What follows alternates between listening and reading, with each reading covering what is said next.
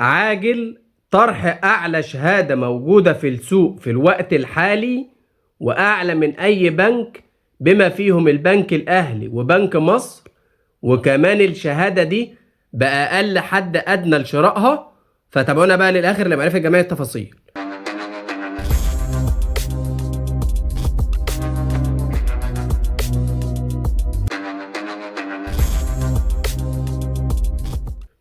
السلام عليكم اعزائي متابعي قناه بنوك مصر.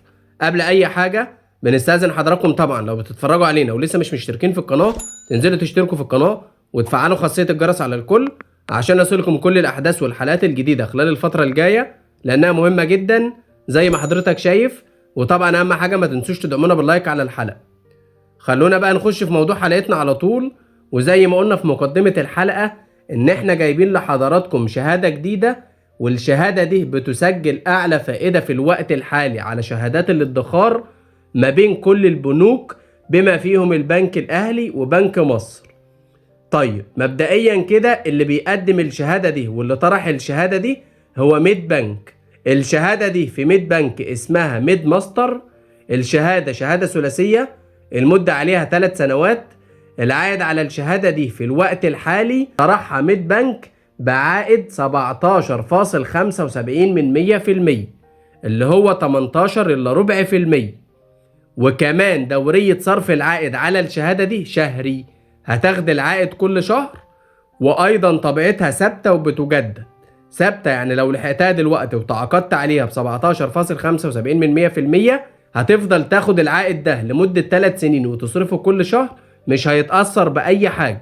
حتى لو بعد كده المركزي خفض الفايدة وميد بنك نفسه خفض الفايدة على الشهادة دي خلاها ب 16% ب 15% ب 14%، انت مش هتتأثر بأي حاجة طالما تعاقدت عليها دلوقتي.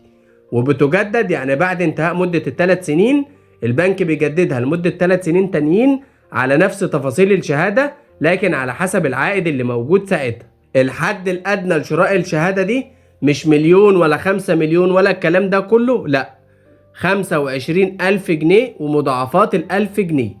يعني تبدأ أول مرة ب25 وبعد كده 26 27 28 وهكذا مضاعفات ال1000 جنيه. الاسترداد على الشهادة دي متاح بعد مرور 6 شهور.